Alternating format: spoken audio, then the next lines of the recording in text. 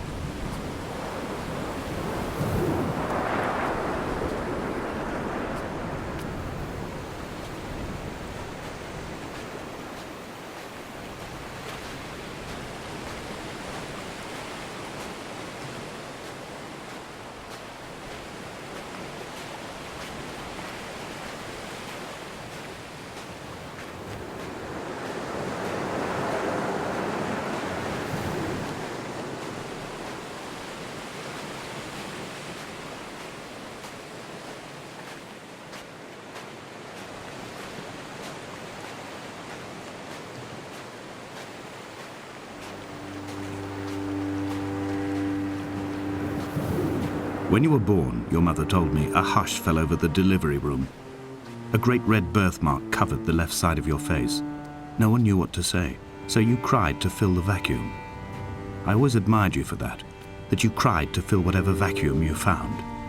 I began to manufacture vacuums just to enable you to deploy your talent.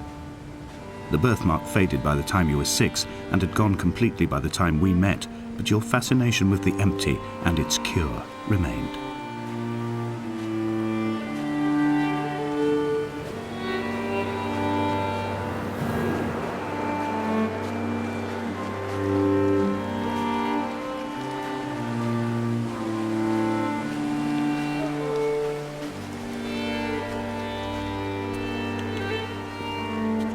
I have found the ship's manifest, crumpled and waterlogged under a stash of paint cans.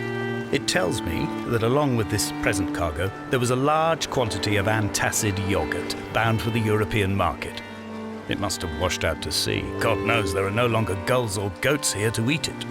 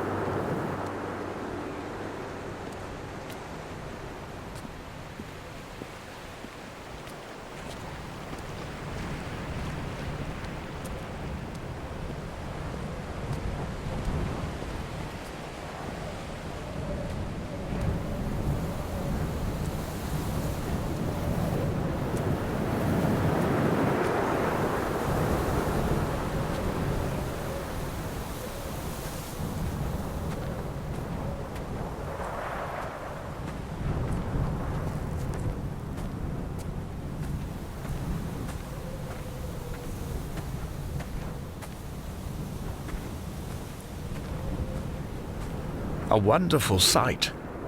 The moon cresting the junction between the cliff path and the stone circle. It cast a shadow of the ridge across the beach, all the world as if you had signed your name in untidy handwriting.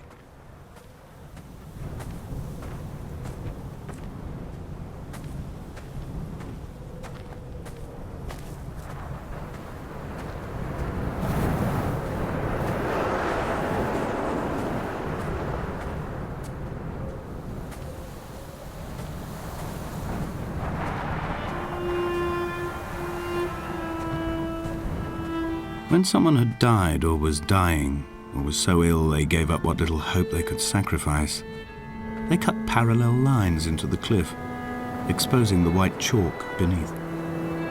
You could see them from the mainland or the fishing boats, and know to send aid or impose a cordon of protection, and wait a generation until whatever pestilence stalked the cliff paths died along with its hosts. My lines are just for this: to keep any would-be rescuers at bay. The infection is not simply of the flesh.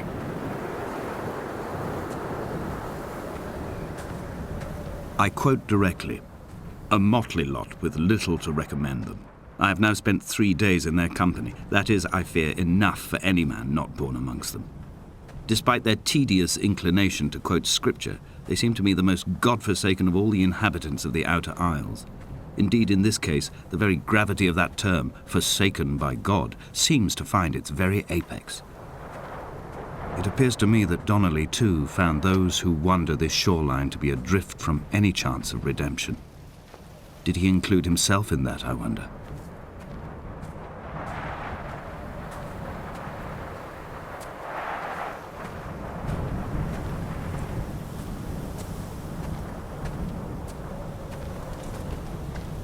Dear Esther, I met Paul. I made my own little pilgrimage. My Damascus, a small semi-detached on the outskirts of Wolverhampton.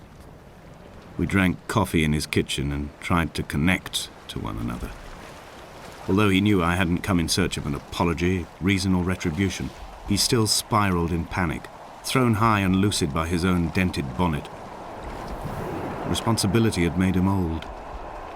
Like us, he'd already passed beyond any conceivable boundary of life. I find myself increasingly unable to find that point where the hermit ends and Paul and I begin. We are woven into a sodden blanket, stuffed into the bottom of a boat to stop the leak and hold back the ocean. My neck aches from staring up at the aerial. It mirrors the dull throb in my gut where I am sure I've begun to form another stone. In my dreams, it forms into a perfect representation of Lot's wife, head over her shoulder, staring along the motorway at the approaching traffic in a vacuum of fatalistic calm.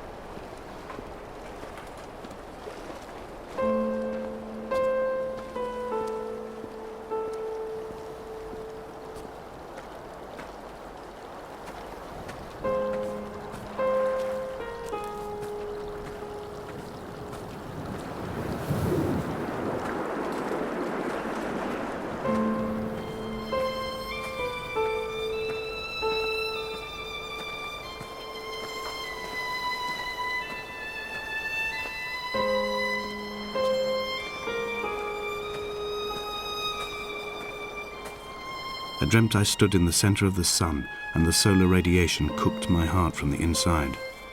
My teeth will curl and my fingernails fall off into my pockets like loose change. If I could stomach, I'd eat, but all I seem capable of is salt water. Were the livestock still here, I could turn feral and gorge. I'm as emaciated as a body on a slab, opened up for a premature source of death. I've rowed to this island in a heart without a bottom, all the bacteria of my gut rising up to sing to me.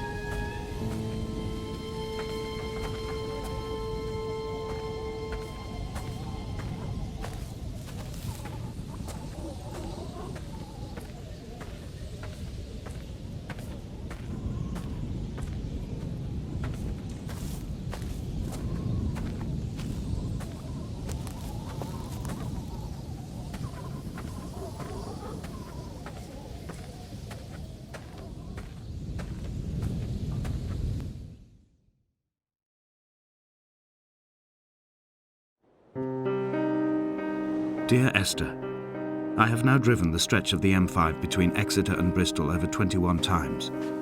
But although I have all the reports and all the witnesses and have cross-referenced them within a millimetre using my Ordnance Survey maps, I simply cannot find the location. You'd think there would be marks to serve as some evidence. It's somewhere between the turn-off for Sandford and the welcome break services. But although I can always see it in my rear-view mirror, I have as yet been unable to pull ashore.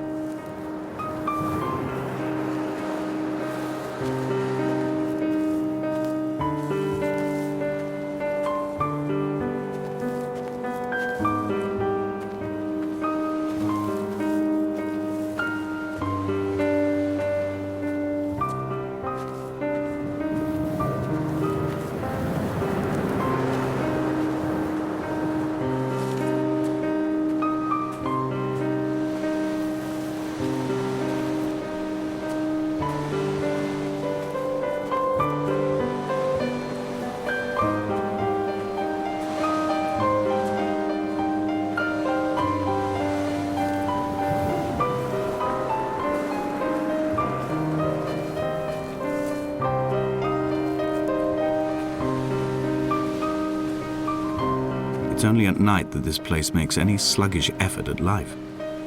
You can see the buoy and the aerial. I've been taking to sleeping through the day in an attempt to resurrect myself. I can feel the last days drawing upon me. There's little point now in continuation. There must be something new to find here. Some nook or some cranny that offers a perspective worth clinging to. I've burnt my bridges. I've sunk my boats and watched them go to water.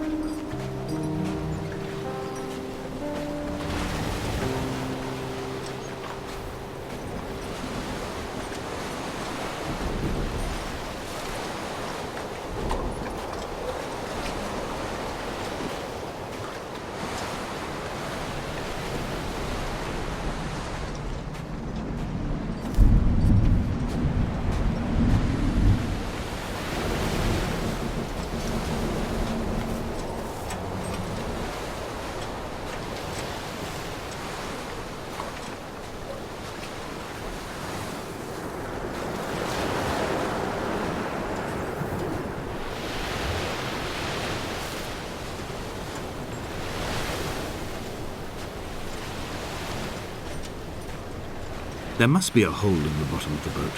How else could new hermits have arrived?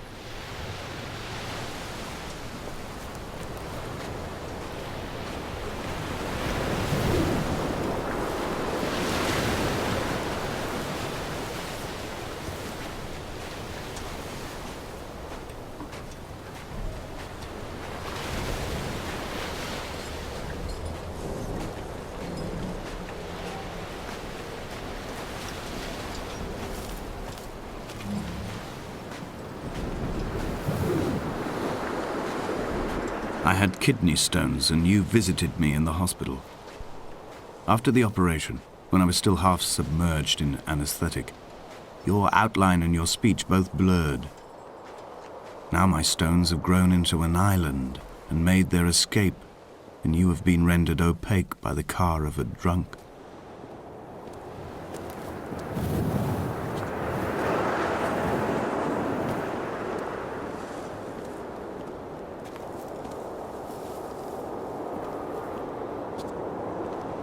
Is this what Paul saw through his windscreen? Not Lot's wife looking over her shoulder, but a scar in the hillside, falling away to black forever.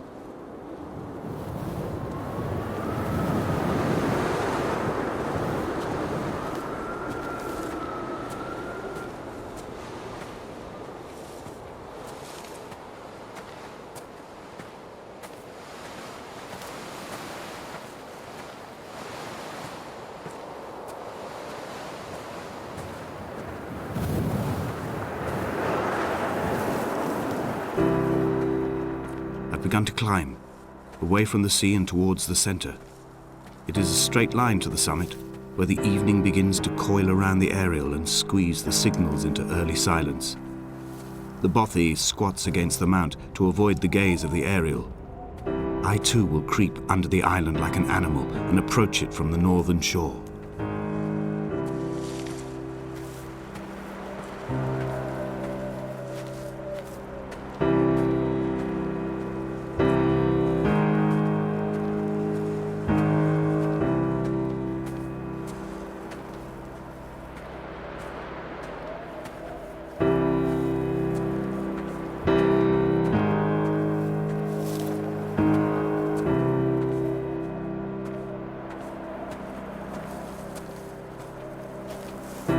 The bothy was constructed originally in the early 1700s.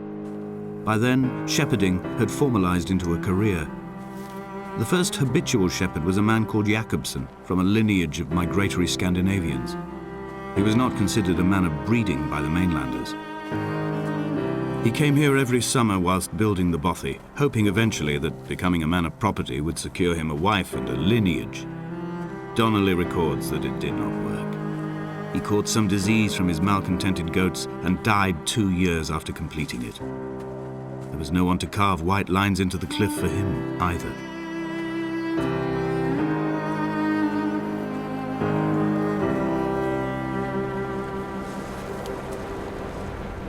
When the oil lamps ran out, I didn't pick up a torch, but used the moonlight to read by. When I've pulled the last shreds of sense from it, I will throw Donnelly's book from the cliffs and perhaps myself with it. Maybe it will wash back up through the caves and erupt from the spring when the rain comes, making its return to the hermit's cave. Perhaps it will be back on the table when I wake. I think I may have thrown it into the sea several times before.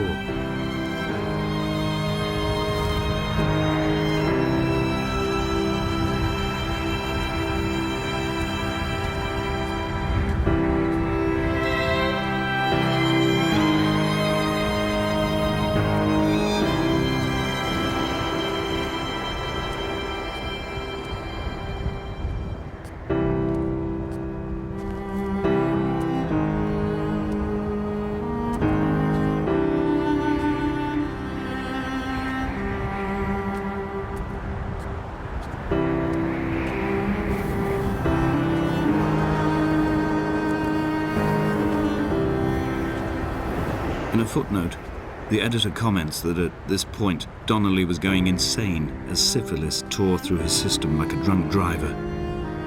He's not to be trusted. Many of his claims are unsubstantiated, and although he does paint a colourful picture, much of what he says may have been derived directly from his fever. But I've been here, and I know, as Donnelly did, that this place is always half imagined. Even the rocks and caves will shimmer and blur with the right eyes.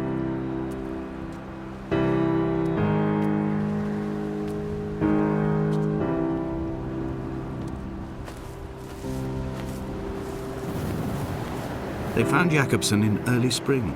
The thaw had only just come. Even though he'd been dead nearly 7 months, his body had been frozen right down to the nerves and had not even begun to decompose.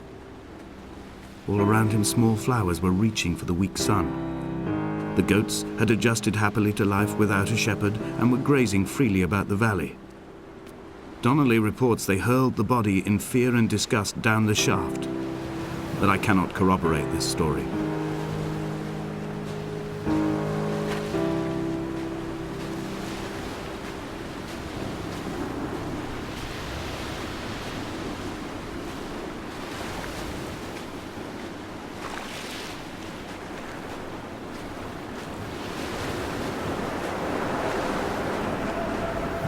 Climbing down to the caves, I slipped and fell and have injured my leg.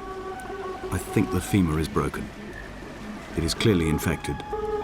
The skin has turned a bright, tight pink, and the pain is crashing in on waves, winter tides against my shoreline, drowning out the ache of my stones. I struggled back to the bothy to rest, but it has become clear that there is only one way this is likely to end. The medical supplies I looted from the trawler have suddenly found their purpose. They will keep me lucid for my final ascent.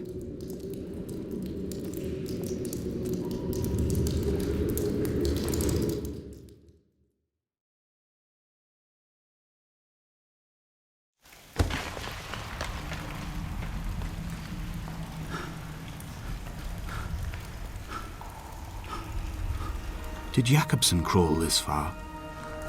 Can I identify the scratches his nails ruined into the rocks? Am I following him cell for cell, inch for inch? Why did he turn back on himself and not carry through to the ascent?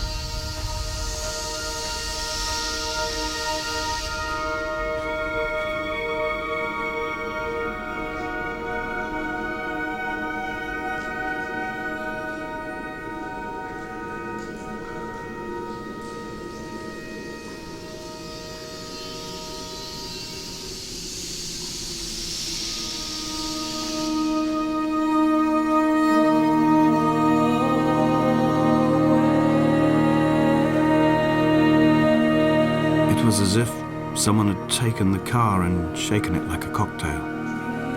The glove compartment had been opened and emptied with the ashtrays and the boot. It made for a crumpled museum, a shattered exhibition.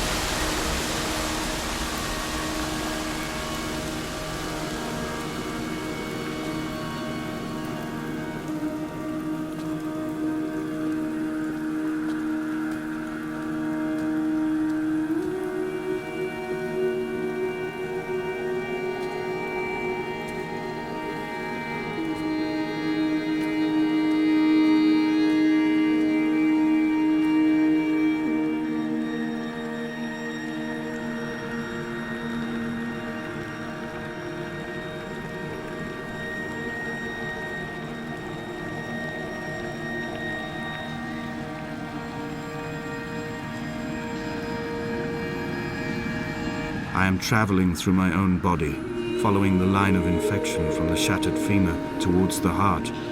I swallow fistfuls of painkillers to stay lucid. In my delirium, I see the twin lights of the moon and the Ariel shining to me through the rocks.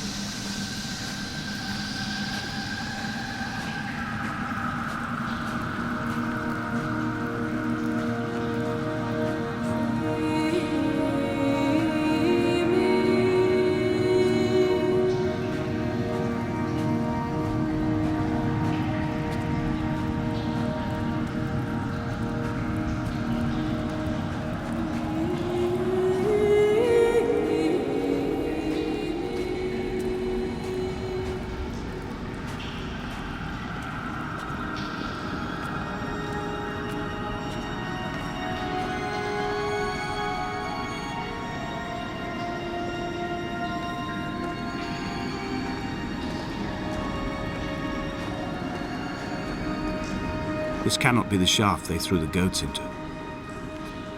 It cannot be the landfill where the parts of your life that would not burn ended up. It cannot be the chimney that delivered you to the skies. It cannot be the place where you rained back down again to fertilize the soil and make small flowers in the rocks.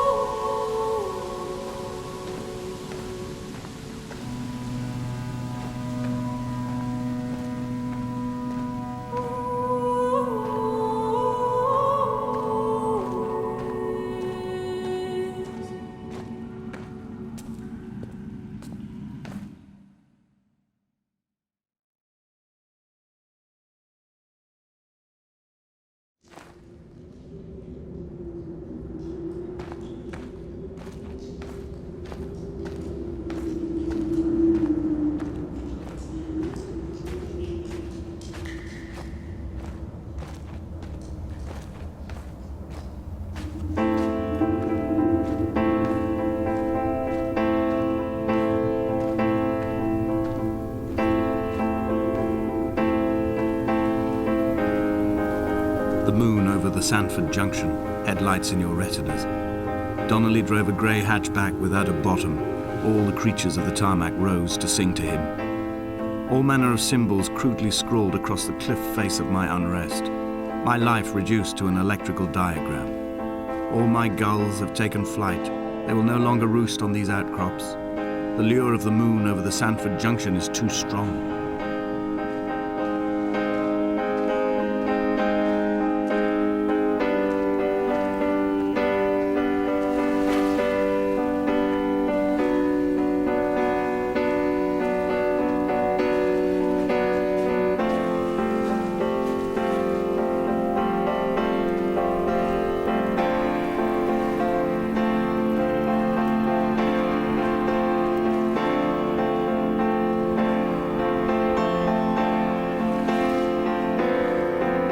I returned home with a pocket full of stolen ash. Half of it fell out of my coat and vanished into the car's upholstery, but the rest I carefully stowed away in a box I kept in a drawer by the side of my bed. It was never intended as a meaningful act, but over the years it became a kind of talisman. I'd sit still, quite still for hours, just holding the diminishing powder in my palm and noting its smoothness. In time, we will all be worn down into granules, washed into the sea and dispersed.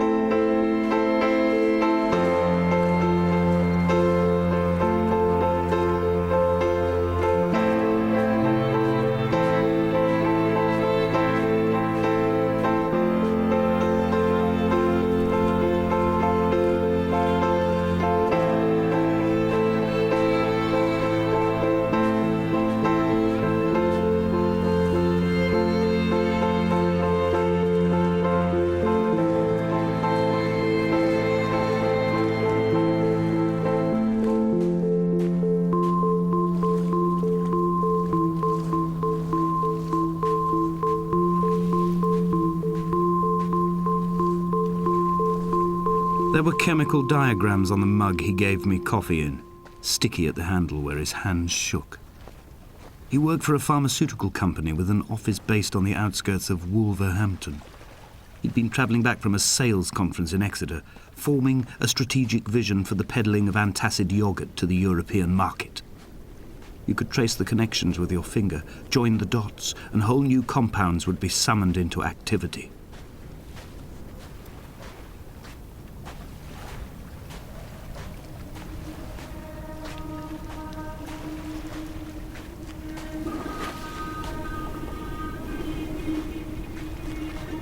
From here, I can see my armada.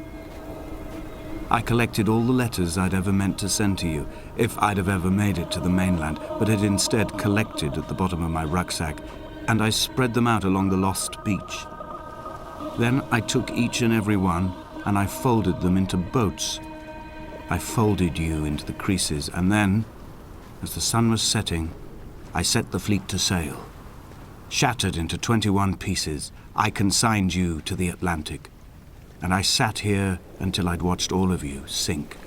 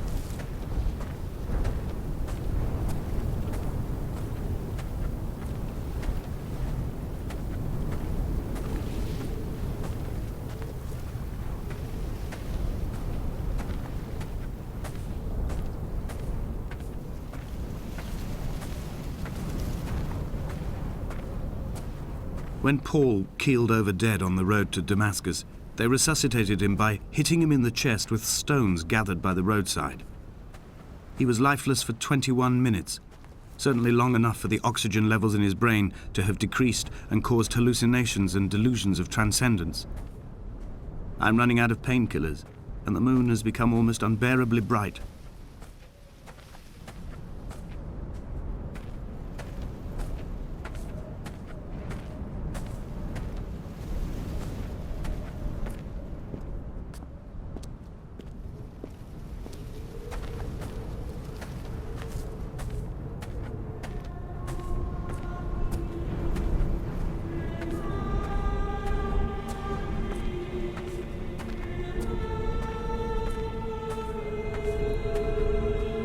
I've begun my voyage in a paper boat without a bottom. I will fly to the moon in it. I've been folded along a crease in time, a weakness in the sheet of life. Now you've settled on the opposite side of the paper to me.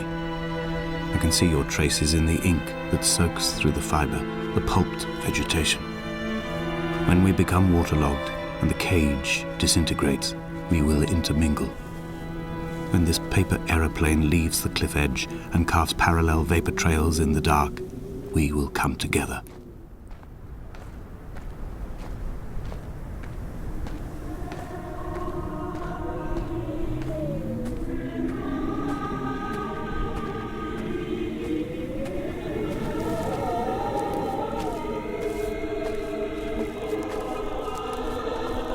If only Donnelly had experienced this, he would have realized he was his own shoreline, as am I.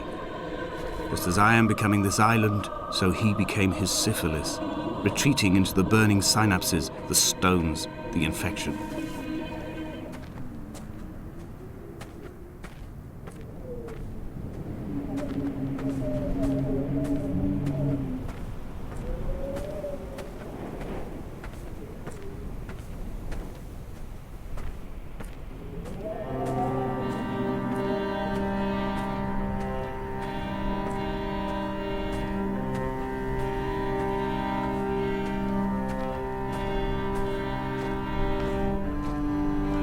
The stones in my stomach will weigh me down and ensure my descent is true and straight. I will break through the fog of these godforsaken pills and achieve clarity. All my functions are clogged, all my veins are choked. If my leg doesn't rot off before I reach the summit, it will be a miracle. There are 21 connections in the circuit diagram of the anti-lock brakes. There are 21 species of gull inhabiting these islands. It is 21 miles between the Sandford Junction and the turn-off for home. All these things cannot, will not be a coincidence.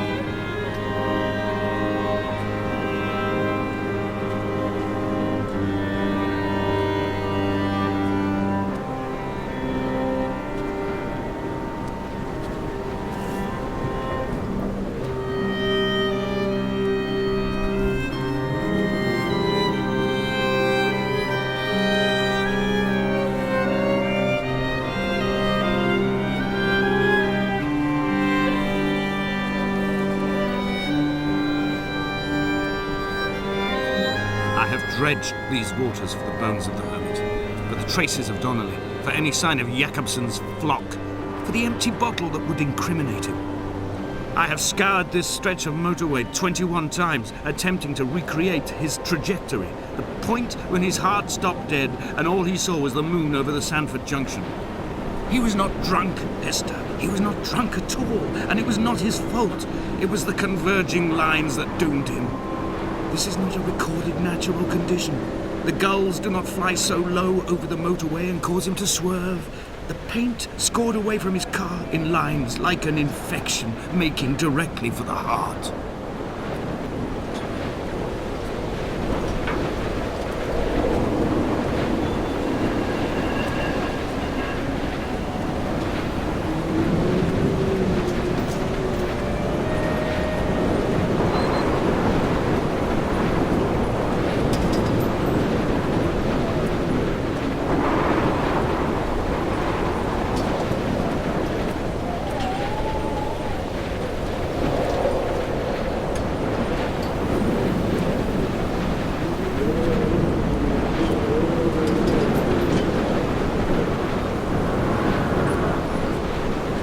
Run out of places to climb.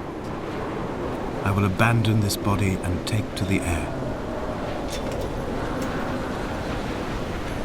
Dear Esther, I have burned the cliffs of Damascus.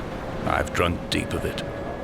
My heart is my leg and a black line etched on the paper all along this boat without a bottom. You are all the world like a nest to me. Eggs unbroken form like fossils, come together, send small black flowers to the air. From this infection, hope. From this island, flight. From this grief, love.